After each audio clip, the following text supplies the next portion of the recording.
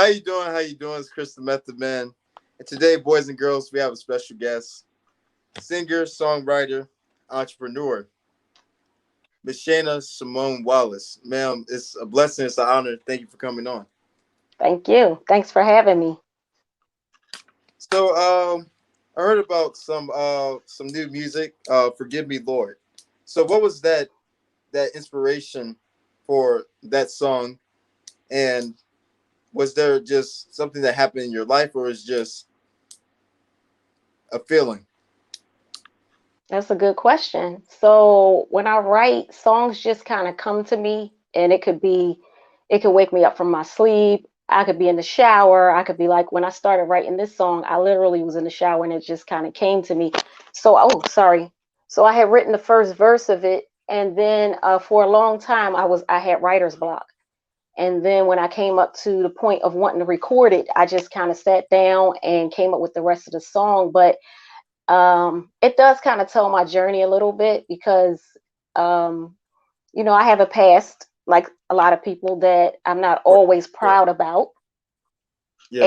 And I was inspired to write that and thought of my past and where I'm at now and where I've come to, and just, I guess, thinking like, I'm not worthy of the blessings that I've received and that I'm receiving in spite of how I've been in my past. God has forgiven me and he still continues to bless me. So I wrote that song hoping to inspire others to have um, I guess, a sense of repentance. I think we all have a sense of repentance, whether we're saved, if we know God or not. We all have that guilty conscience, and I want Yeah. this song to be like appealing to all ears, even for sinners, because I Yeah. believe they all can still feel remorse for things they've done. So, Of course. Like hmm even with politicians, right? Some of them they act like I'm not trying to judge a man, but right.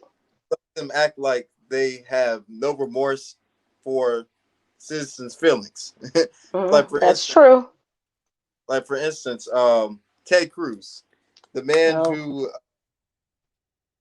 who took his family to Cancun while other people were suffering in Texas.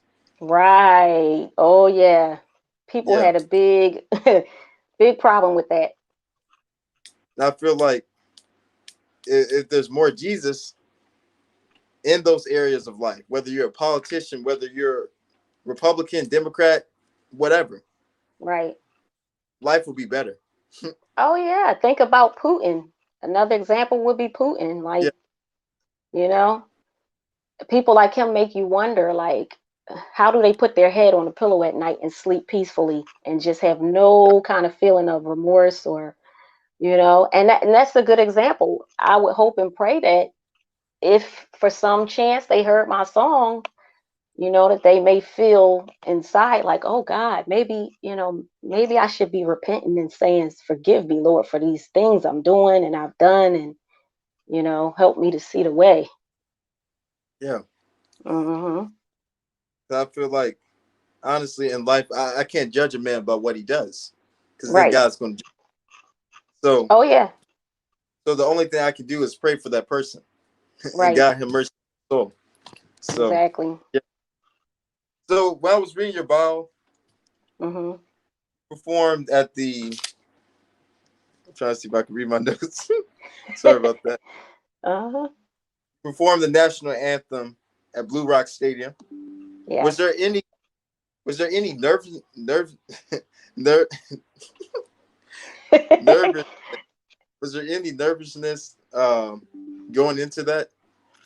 um Not, no, Blue Rock Stadium was kind of one of the uh maybe not as intimidating performances of the national anthem. I do have a few other performances of the national anthem that really had me, of course, nervous, but so excited to where I had to let my excitement overtake my nervousness. So I sang the national anthem at the U.S. Women's World Cup soccer championships at Taylor Stadium in Jersey, and that's the crowd that I said had 30,000 people. Oh wow. And I was in the middle of the field, and at the time I had my Air Force blues on. I was dressed in uniform, and it was on ESPN, and it just was like the roar of the crowd at the end of that national anthem was, I think that was like the biggest reward I've gotten for singing to a crowd. They really, really loved my rendition of the national anthem. And I was very nervous going out there, but like I said, I was so excited to be there that I just had to let my excitement take over. Okay. You also Yeah, performed at the Air Force Base, Dover Air Force Base. right. So how was that feeling of pride when you perform for them and for the men and women who fight for our country? Well, Can you, interestingly enough, I did 20 years in the Air Force. I don't know if you oh, wow. saw that. Yes. So I No, no, served. Oh, okay. Yes. So I served for 20 years in the Air Force. I made it to the rank of Master Sergeant, which is an E7. And during my time in the Air Force, um, that's when I really started getting, once people caught wind that I could sing the national anthem, then I started getting a lot of requests, not only on base, but off base as well. As a matter of fact, that was how I got the performance at the Taylor Stadium for the U.S. Women's World Cup. That was through the Public Affairs Office at Dover Air Force Base. So they started kind of scouting me out for different events. And they even flew me to California, and I sang in Beverly Hills at a star-studded gala out there. So it just really opened a lot of doors for singing a national anthem, and hopefully, I'll be getting a lot more opportunities with the national anthem. I know a lot of people have you know, their viewpoints about the national anthem, but because I've served, I do still feel a strong sense of pride when I sing it. So I would like to continue to do that more. okay. So well, to piggyback on your question, Hmm. like with the in 2016, the Colin Kaepernick situation, was there any, you feel like any like disrespect towards that, or you knew the purpose of what Colin was doing? I talk about that subject all the time because I'm big time into football. I love football. And when that happened to him, to this day I talk about how I think he was treated so unfair. They encourage Americans to have the freedom of speech, to stand for what you believe, you know what I mean? And then I think for them to set the example they did with him was just, I think it was so wrong. I mean, he has every 100% all the sportsmanship he needs. He's like, I don't think he did anything to put him where he's at now. And I was praying like, God, please let him get signed again. Like even last season, I said, please tell me Colin's going to get signed again. And nobody has picked him up yet.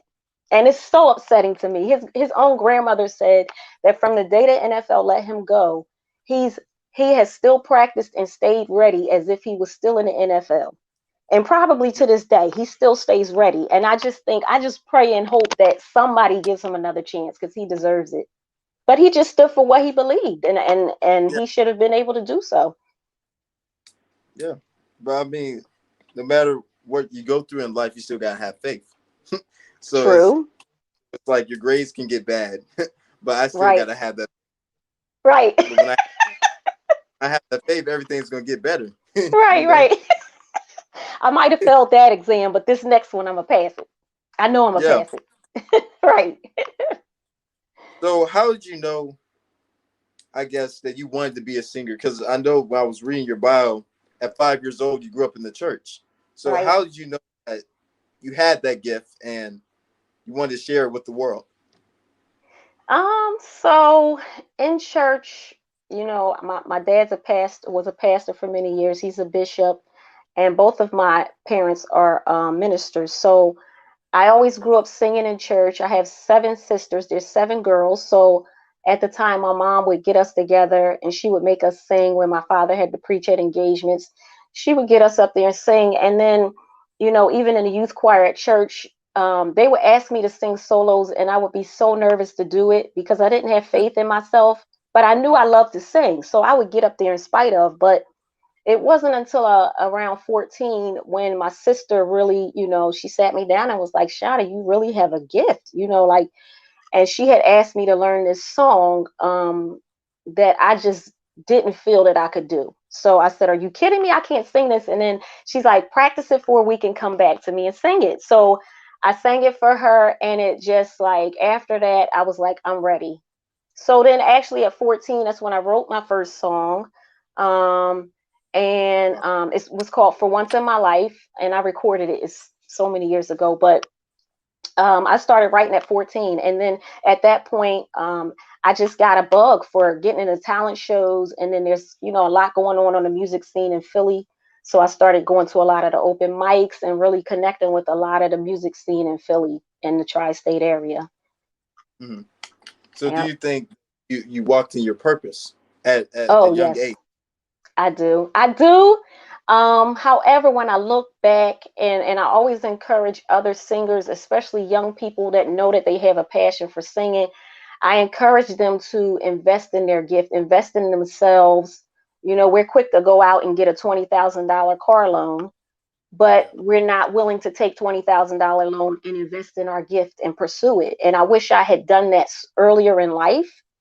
I Yeah. don't believe in harping on shouldas, couldas, wouldas, but in hindsight, I know for a fact if I had had more confidence and faith and poured more into my career financially at that time, that I would have probably been, you know, years ago, I would have already been, where I dreamed to be.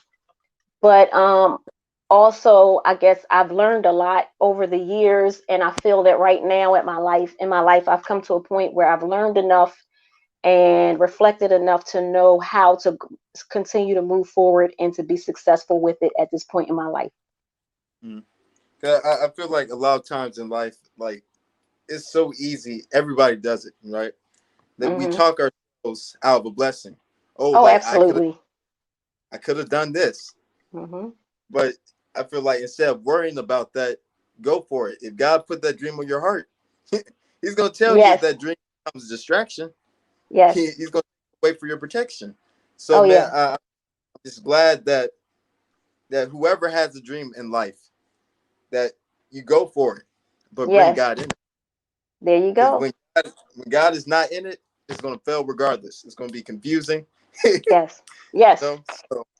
Absolutely. Gotta have So him in the equation. yeah, Hmm. anything. Yes. Even with God will school. still Look, he said you talking about school. Even with school, right? yeah, anything. Because Yes. anything go bad, but you gotta have that faith. You got to, Absolutely. you You know? have to have faith and you have to have confidence in yourself. And I was saying something recently about the difference between a talent and a gift. And when you look up the definition and the meaning behind having a gift, a God given, well, talent or gift, it mentions how when God blesses somebody with a gift, that means He thinks that you're worthy of having it. Mm, So, and He trusts you to carry it through. So, I think when people forsake the fact that they have a talent or a gift, it's kind of like a slap in God's face. Like, I know you gave this to me, but I don't think I'm good enough to do it. No, it's like you gave this to me. I'm worthy of this. Like, that's how I feel. I feel like, I feel unworthy of the gift He's given me. So in exchange for the gift He's given me, the least thing I could do is use it in return to Him. yeah. Hmm. Because I feel like a lot of people, as they get older, they're like, oh, like for instance, oh, I wanted to be a Southern cheerleader, but I was too scared. I'm like, you were Right. too scared, Right. you know? Oh yeah. So they say I can do Fear. all things. They say I can do all things through Christ, right? Yes. So no Absolutely. matter the opposition, no matter the science, I can defeat it. Hmm. It might not be Yes. scientifically possible, but with God, it's not impossible. So, you know, Absolutely. Yes. And if you keep that in mind and just push forward, anything can happen. Anything. I just feel like, when I meet celebrities, I never feel intimidated. Some people feel like, oh no, oh God, there goes such and such. Like, I mean, no, I feel like they're people just like us. And I feel like, like moving forward, I don't know if you saw in 2023, I'll be performing at the SOAR Awards in Illinois. and everybody who's who in gospel is going to be at this event. And I was blessed to have secured an indie spot to perform at that event. And my sister was telling me the other day, she said, Shana, when you go and sing at this event, she said, walk through there just like the rest of them do. You know, Yeah. just like Mary coming in the door, that's how Shana Simone needs to come in the door. It Yeah. just like Jonathan McReynolds gets on stage is the way that Shana Simone needs to get on stage. And she's right. I need to present myself that way, because if I present myself that way, that's how people will see me. Of course. So, Because yep. I feel like with just with a lot of celebrities, people are like, oh my Right. goodness, that's Steve Harvey. I'm like, he's Right. Right. still a person. He's still a person, man. Like, Absolutely. Yes. And like he's a my person husband says, regardless. that say it again. Sorry. No, I was saying, I was saying a lot of people are like, oh, that's a celebrity. I'm like, okay, they're still people, Oh yeah. There's still people. regardless. Yeah. You And know, like my husband says, they put their panties and drawers on the same way we do every morning, one leg at a yeah, time, right? yeah. Honestly, the difference is there's really no difference Right. because we're all going to be judged Oh if you yeah, like. So I mean, that's for I'm glad sure. that, but they're going to die too. So it's like, you know, Yeah. yeah, You hear it every day on TV and the news. Such and such yeah, died, and it don't matter how much money they had, how much yeah, fame they had. We all, it happens to yeah, everybody. So you just gotta actually, I guess the best way to look at it is that, they just they just were people that stepped up and embraced their talent and went forward with it and pursued it and were successful with it. And I feel yeah, like if they could do it, so can I. yeah. you know they're everyday people just like we are, just like I said, just people who have evolved in their talent and career and been successful Yeah. with it. So do you have like any creative process that you have like that Hmm. comes to you? Creative process when it comes to writing or Anything, anything, just through music, writing, um hmm Well, I mean, I guess I could say one thing that I try to really, really do is rehearse a lot, uh, study on how to keep my vocals healthy, how to sing in a Mhm. healthy way, because you have singers that don't sing correctly. And then, Yeah, later in life, like Frankie Beverly, your vocals are gone. So I watched an interview on YouTube or Facebook the other day where Uh, even CC Winans was saying that she just hired a vocal coach and realized that she's been singing wrong all these years. It was mind blowing to hear her say that. But I just, with my creative process, one of the main things I love to do is to find an artist or producer or music that just moves me, and to study it and listen to it and practice it. And it amazes people because I can hear a song one time, and by the second, third, or by the chorus, I'm singing it because I've trained my ears to learn. But when I grasp onto a certain artist, I really just dive in, and that's my focus, that one artist. I listen to how they write. I listen to their vocal, how they arrange their vocals, and I just really study a lot just by listening. So I encourage a lot of artists that are pursuing singing or instrumental, playing an instrument, to study your craft and to really tune into people that are doing it well. And if you study them and try to not necessarily replicate, but try to mimic in your practices, mimic what they do, then ultimately you're going to reach a point where you're bettering yourself. yeah. So I think that, even Whitney Houston says she always had a vocal coach. I mean, look how amazing Whitney Houston sings. So I think that everybody still, no matter how good you sing, no matter how good you play, you have to continually study and practice your craft in order to keep it fresh and relevant and polished. So as you were saying, so like there's this saying where everybody needs help, you know. Mhm. So like when you were saying that sometimes like you may know everything, but you need that other person to help you out Mhm. to get back to where you used to be. Oh, absolutely. Yes, Yeah. and never, yeah, and you said the right thing. Never feel like you know it all, because you just don't. You never hesitate to take criticism, even whether it's constructive criticism or not. If it's coming from, you have to consider the source. If it's coming from somebody that says it to you, that knows what they're doing, rather, then you need to take that and absorb it and do what you need to do with it. When I came off stage at the Steve Harvey Awards, backstage, Tamala Mann was there, and Oh, she spoke to me and said, you have a gift. Like, she spoke to me for very briefly, but what she said to me, I'll never forget. And it meant a lot to me. She said, you have a God-given talent. You have a beautiful voice. She said, sweetie, she held my hand. She said, just promise me you won't stop singing. Promise me that you will continue to do what you do, and to know that God is going to bless you for it. And that stuck with me to this day. That was back in 2016. So I just, I took that and thought, coming from her, I'm like, thank you. yeah.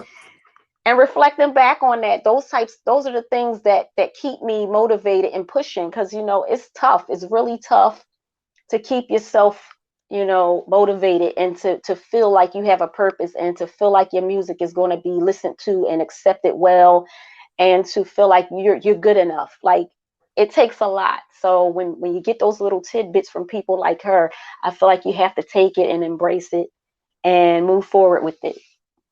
Sorry, Yeah. I keep moving this Honestly, camera. honestly, I guess when I started doing this podcast, I started getting some looks, Mhm. views by day. But then there Mhm. was one interview with the guy from All American, Kareem Grimes, and Okay. I feel like I was prepared in a way, but I feel like I needed that criticism. I needed that, Mm. that constructive criticism to tell me, you know, you need to work harder. Right.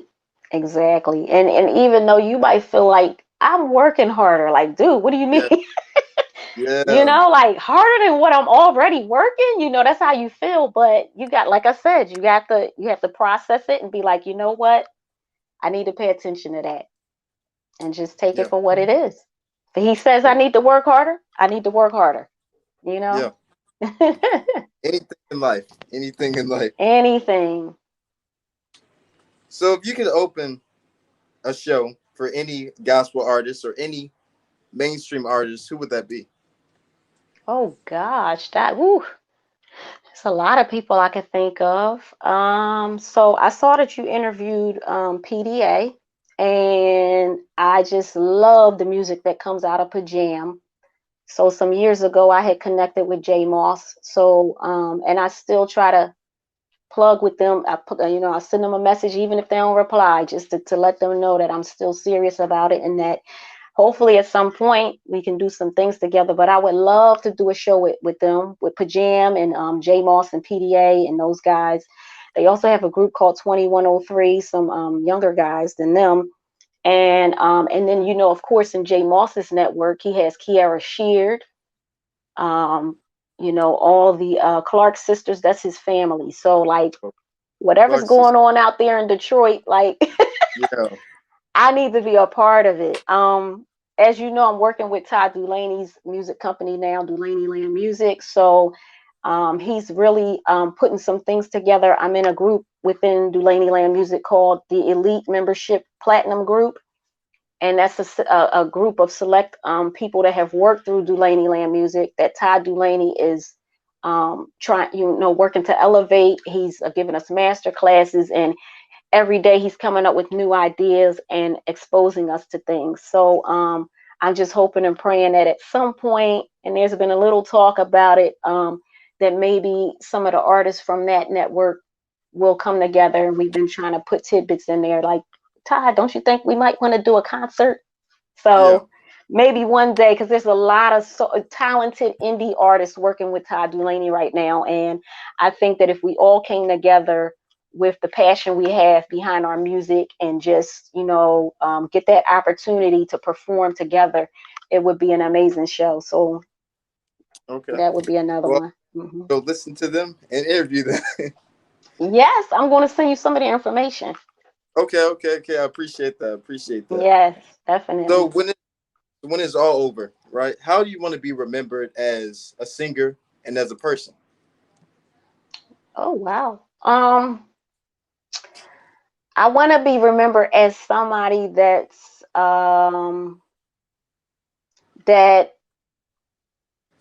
love what she does. That, like Shana Simone.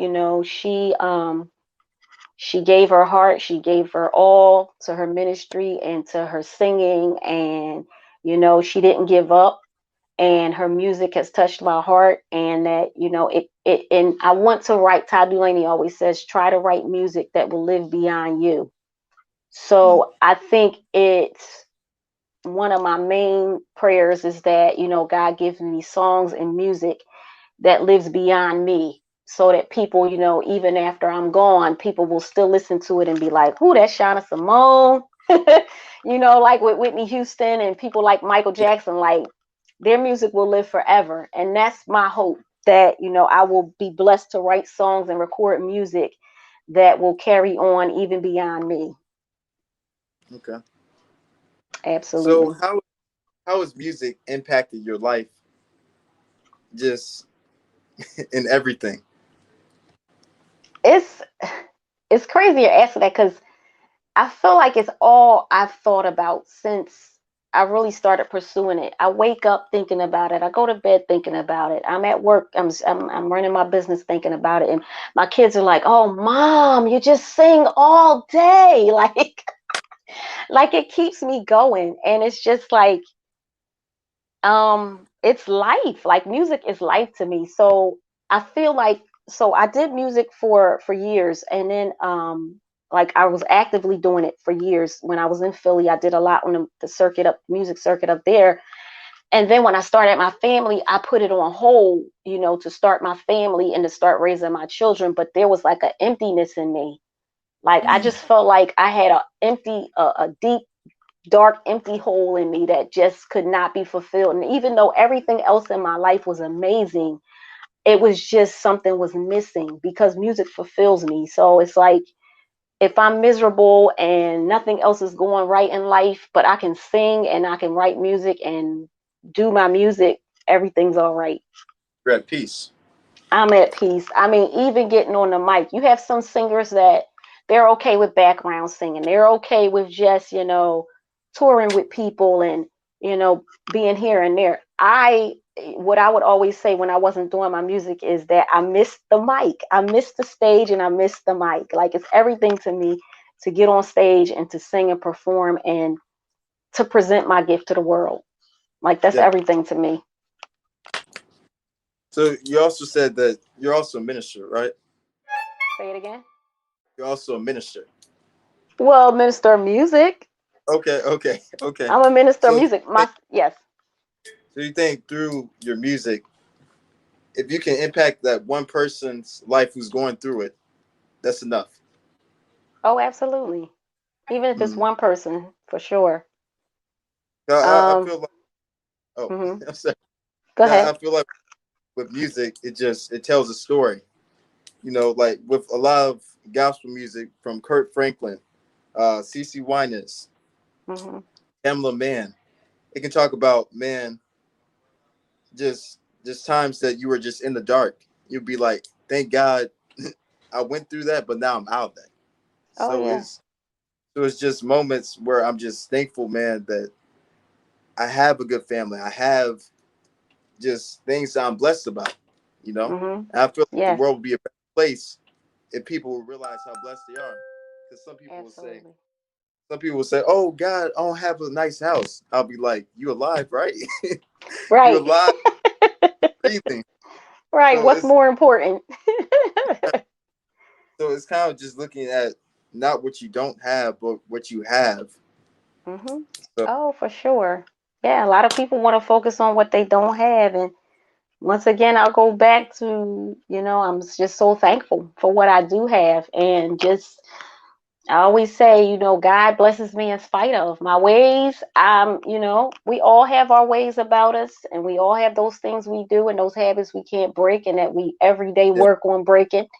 But in spite of that, I just feel so blessed to still have the things I have and to be able to do the things that I do. And I yeah, have such an amazing network of people around me, family and friends that support my every move.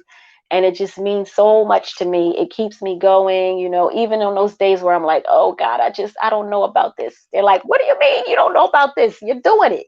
So yeah, just having those little bits of encouragement here and there from my circle of people is everything. yeah. I was about to ask you that question about who motivates you, and Hmm. my family as well.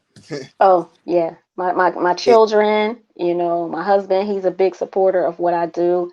And yeah, like I said, some sisters and close friends and my parents, like they all just, they'll say stuff to me and they'll be like, like when I told him I was going to sing at the SOAR Awards, and I'm like, I just want to be ready. And I forget who it was I was talking. I think my sister, she's like, you are ready. I'm like, okay. yeah, yeah. It's a blessing to just have the support system, to have a Right. family that cares, because Oh not yeah. not everybody has that. Oh And yeah, it's true.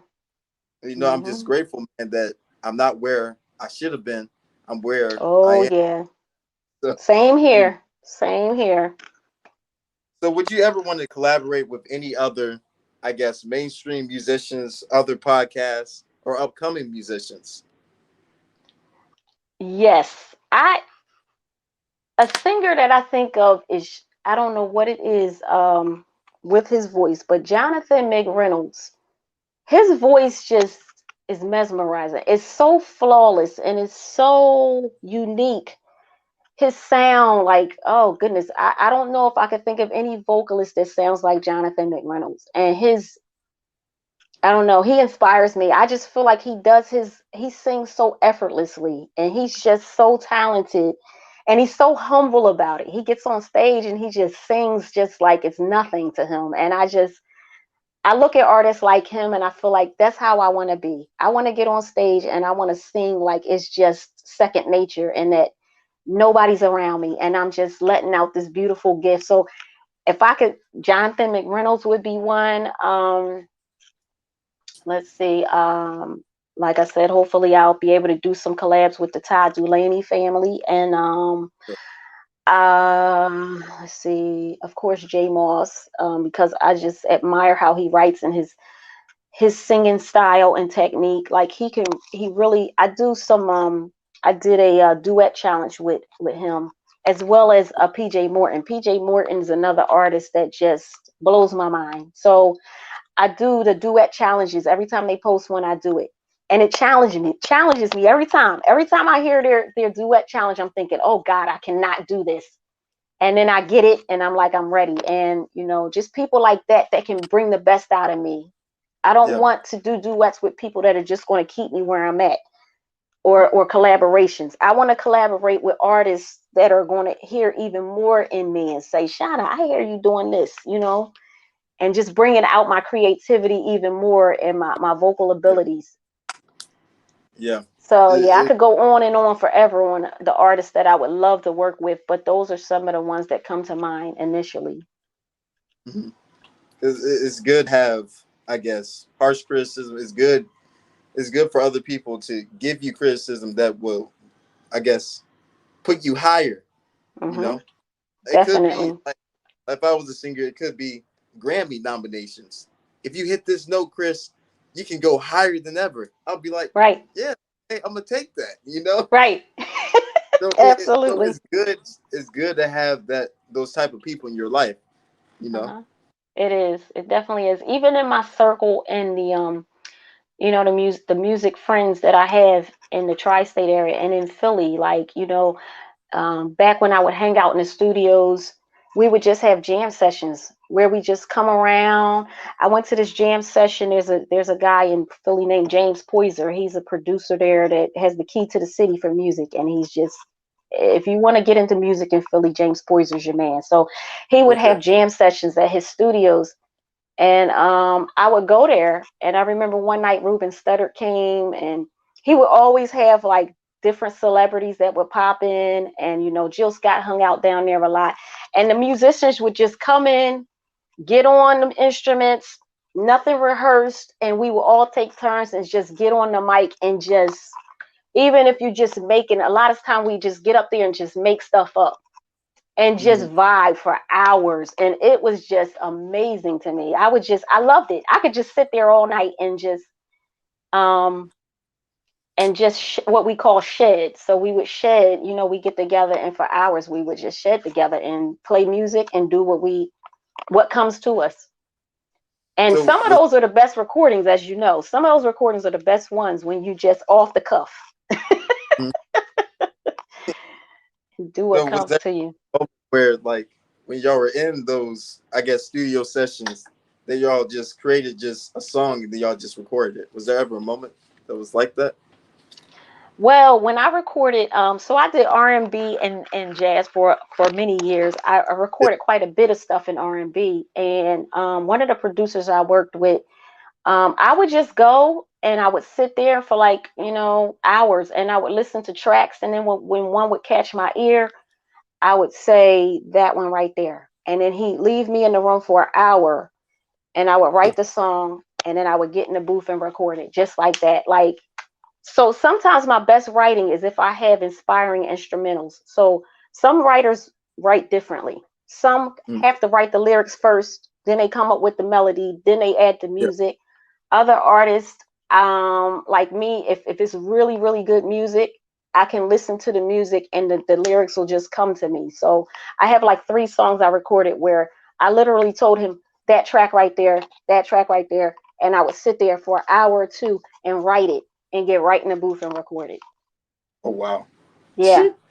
Sometimes, and I like it that way because sometimes we overthink things. Yes. And I'm my own worst critic. And I promise you, I will listen to something I'll listen to something 1,000 times, be like, well, wait a minute, that note right there, I just, Yeah.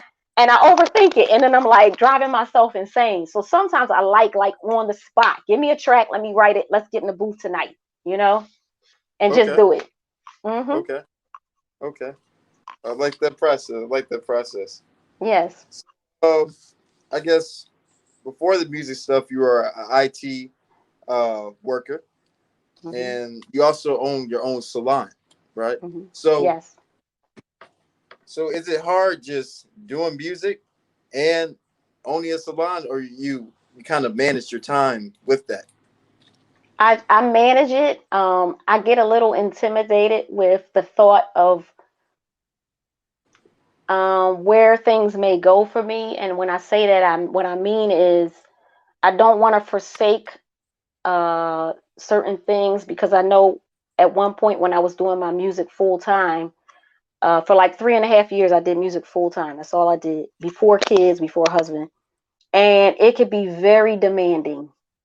Mm. So, at that point, I would have a gig Friday night, two on Saturday, two on Sunday, like, and it was, if I'm not gigging, I'm in the studio, I'm recording, I'm traveling, you know what I mean? So it was very demanding and very draining. And a lot of times it feels like you're burning the candle on both ends. So I think moving forward, I just want to make sure I keep things, I don't forsake anything. My family, my kids, I always try to make them feel a part of what I'm doing Yeah, and to reassure them that no matter what happens with my career, that I want them right there next to me, of course. but thankfully God has blessed me with people, with my businesses. So I have a braiding salon. I've had that for 5 years and it's pretty successful, but thankfully God has placed people in my business that are trustworthy. So, Of I course. am kind of at the point where I could say, hey, ladies, I'm not going to be here for a week. Yeah, We'll round up when I get back. And it's a great feeling. So I love the fact that God has blessed me to be an entrepreneur because it allows me to manage my schedule. yeah. So, in March when I go to Illinois, I'm going to tell my girls, ladies, I'll be back in 3 days. You know, I'm going to Illinois to Okay. do the SOAR Awards, and I know that when I come back, nothing's going to be in shambles.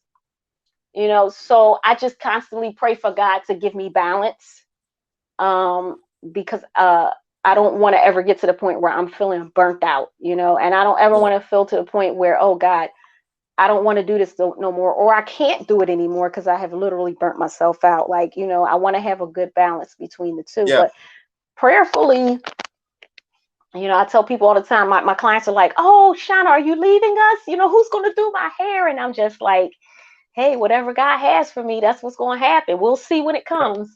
Yeah. Yeah. Well, Miss Simone, what's next? Like, What's next? Oh, um, I'm trying to be wise about what I do next. And I'm saying that because I'm an independent artist and it's everything costs money. I don't care what it is. yeah. You know, recording, just everything is expensive. So I really want to record another song. I started writing another song. It's an up-tempo song.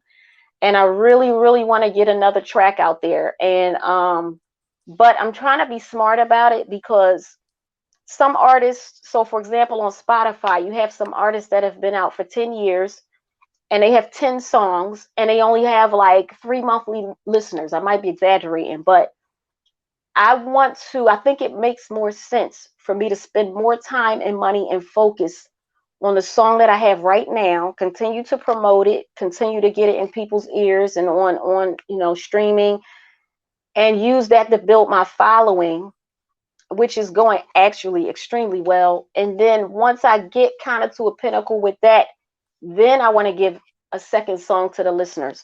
So now you have people to give it to, you know what I mean? Because you could put all the songs out there in the world, but if you don't have followers, it's not going to go anywhere. So my next move, I really, really want to do a music video, but once again, everything costs money. So I started a GoFundMe, and I just have to personally say thank you to everybody out there that's been donating to my purpose and my dream, because that's the way that I'm going to make these things happen. So my plan is to do a live video at some point, and to hopefully, prayerfully, by the end of this year, to have a second song recorded and to start collaborating. I'm already putting my fillers out there and trying to get in certain people's ears. And Yeah. just, yeah, that's my dream, is that by this time next year, financially things will start, you know, coming back, reciprocating. Okay. um yeah. So I feel like, I shared something on my Facebook page. There's a singing group, you know, the R&B group 702. So they want to yeah. record a new album, and they put a GoFundMe out there, and they said, hey everybody, we're ready to record another album, but we need $100,000, literally. And they they Wow. started a GoFundMe, and they're asking for all their friends and fans to donate. And I'm like, that's a perfect example of when I tell people how tough it is being an independent artist. Now you got a group like 702 that was top selling singing group, but they don't have a record company behind them. So they're trying Mm, to release their next album independently, and they're literally asking people to help them raise $100,000. So everything costs money. So I just pray that I can continue to find ways to regenerate the funds to continue to do what I'm doing. And then I tell people to just stay tuned. okay. So what is I guess one message that, or any shout outs that you want to say to your friends, family, like what, any shout outs? Definitely. Shout outs to my family that has supported me from day one, from the time I was from the time I was growing up, and my sisters were sick of me thinking that I could sing Mariah Carey and hit them high notes, and Yeah. all the times they put up with me singing through the house, you know, trying to sing songs that I couldn't quite sing yet. And you know, my dad sings and all of his family sings. So all of my aunts, you know, and my dad have always been singers, and hearing them sing in church, was so inspiring. And so many of my family is so talented, and I want to show them that we can do this, and my plan is that, once I get where I'm going, that I can reach back and grab them. My dad, me and my dad sing duets a lot together, and sometimes it's funny to me because my dad's been ministering since he was a teenager, and Oh there's wow. times when he'll be like, "Oh, Shana," he's like, I don't want to get on the stage." I'll be like, "Dad, cut it out, just."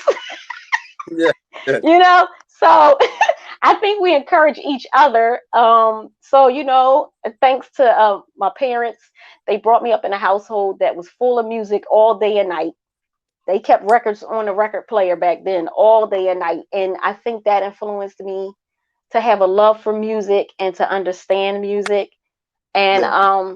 just over the years, the people that looked at me and said, "Shana, you got a talent, you have a gift," and the people in Philly that gave me the platform to perform, and the open mics, and just coming out and supporting me anytime I did anything. And like I said, even up till today, everybody that's still there for me, still supporting me, still giving and showing up whenever I need them. I had I think 15 people or more that flew to Atlanta when I had to sing at the Steve Harvey Awards, and Oh wow. the support is just crazy to me. So, and I know I'll have the same support with the SOAR Awards, and I just I that means a lot to me. So I just want to personally say thank you to all of you. I want to thank you once again for having me on your show, Yes, and man. for getting to know more about me and helping others to hear more about me, and just to know that I'm not going to give up, and I'm going to keep doing what I do. Yes, ma'am. Well, I appreciate you for taking out your time to come on, and I thank you. Thank you, and good luck in school and in college. How much Um, longer do you have left? 2 years. I got 2 years Okay. left. Okay. Yeah. All right. Well, I will definitely be, like I said, referring a lot of people to you. Um, just let me know if you want me to inbox you their names, or if you want me to give them your information. You can Um, email it to me. You can email email it it. to you. Yes, Okay. ma'am. All All right. right. And I just want to remind everybody, if you have a chance, and my daughter cracks me up, she's like, "Mom, you're a clout chaser," She's 13. She's like, "You're a clout chaser, Mom." And I'm like, "Call me what you want." Yes, I'm a clout Yeah. chaser. But I always say, "Okay, did you follow my YouTube page? Did you like my song on Spotify and Apple and iTunes and Pandora?" And Yeah. it's funny to me. So I just, ask everybody to continue to, if you have certain social media links and apps that you get Yeah. into, look for me on there, and whatever you could do to keep up with me, please do it. And All right. thanks Yes. in advance. Yes, ma'am. I'll see you later.